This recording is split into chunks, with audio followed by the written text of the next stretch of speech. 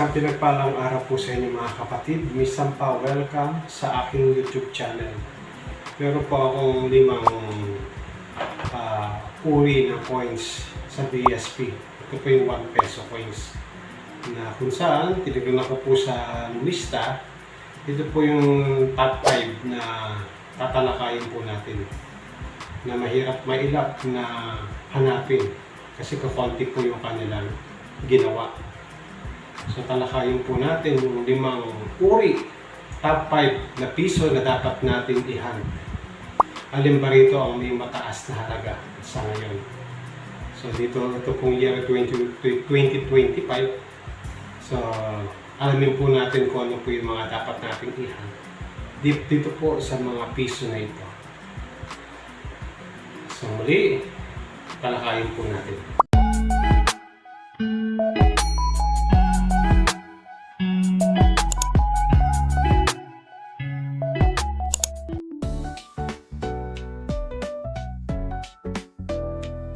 Talakayin po natin yung mga piso dito po sa BSP.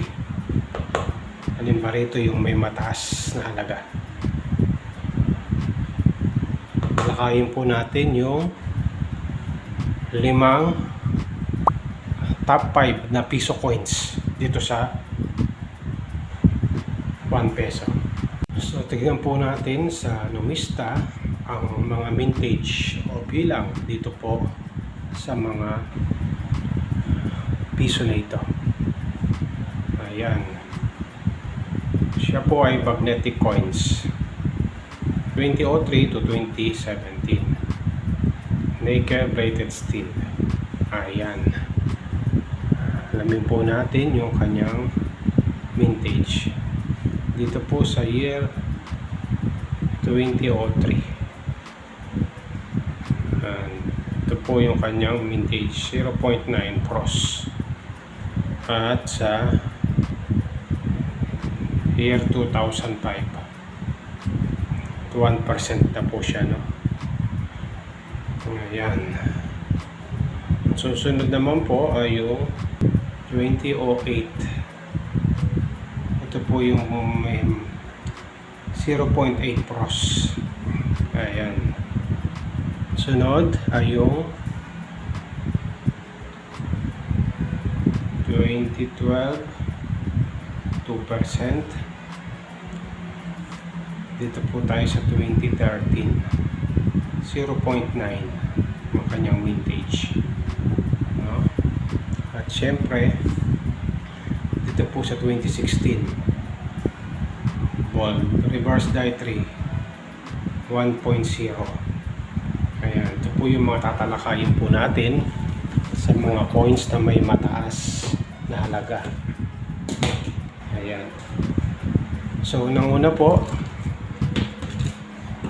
top 5 na piso na mahirap nang hanapin. 2003 pros. Ayan, kita natin kanina. Bagamat ito po ay mababang mintage sa numista, 0.9. Ganito po ang 2003 pros umikinang. Ayan, 0.9. Pangalawa naman po na mahirap hanapin ay yung po sa numista. Itong 2005 nasa 1%. Ay mahirap hanapin dito po sa piso. Sa mga nagbubuo po ng ganito 1 peso coin series, ito po ang may mataas na value at mahirap nang hanapin. Bagamat 1% po siya, mahirap na rin po siya, no, sa mga nagbubuo.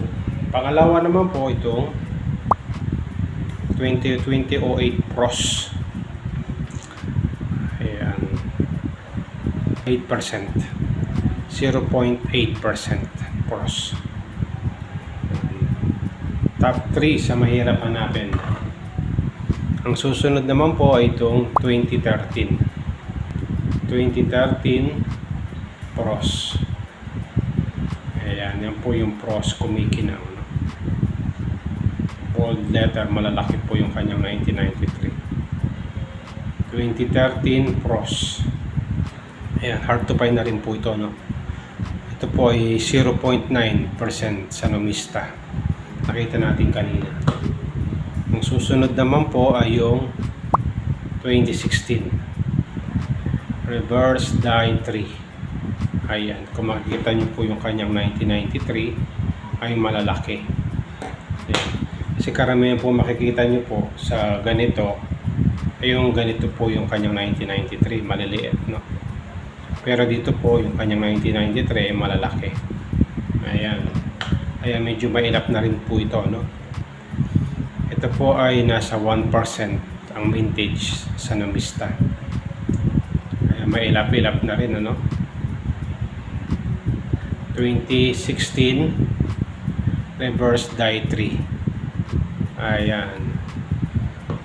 Dito po sa 5 barya na ito, ayan, ang binibili po ng collector, syempre, itong year 2005. Hard to find. Meron ka na ba nito? Kung malapit ka sa Pampanga at ikaw meron nito, pwede po itong mabili. Ayan, siguro yun, nasa ganitong kondisyon. Nasa uncirculated pa kasi, kita nyo, no? Walang gas-gas. Halos walang gas-gas, no? Nasa 700 pataas ang presyo nito. Yan itong 1 piso year 2005. Ito po yung mailap ng mahanap, no?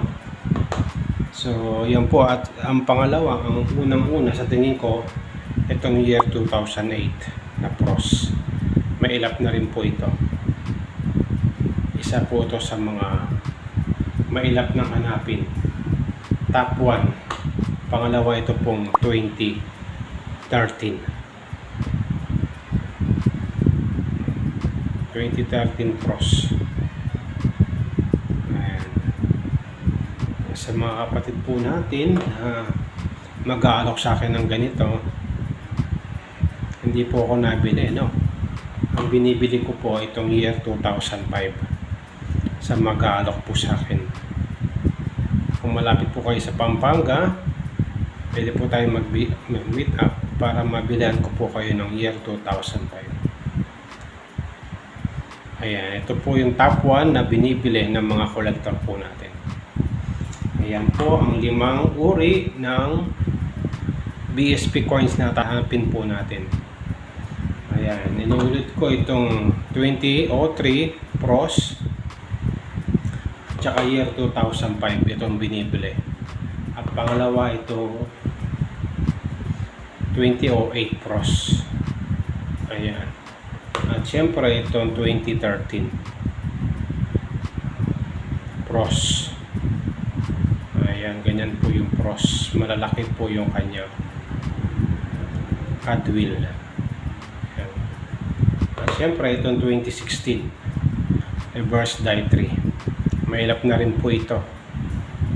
Ayan. So yun po, maraming pong salamat sa inyong pagsubaybay sa aking YouTube channel. Shout out po pala sa mga kapatid po natin, mga coin collector, mga OFWs, sa mga senior citizen, sa mga silent viewers po natin. Salamat sa inyong pagsubaybay sa aking YouTube channel. Ang dalayan ko, ingatan, pagpalain po tayo ng ating Panginoon. Idalangin po natin pala yung nalalapit na election dito po sa ating bansa. Election 2025. We pray na iboto po natin yung karapat-dapat na may takot at may pananandigan. No? Idalangin po natin maging honest, orderly, peaceful election ang mapangyari sa ating bansang Pilipinas. Maraming salamat po. Ingatan, pagpalain po tayo ng ating Panginoon.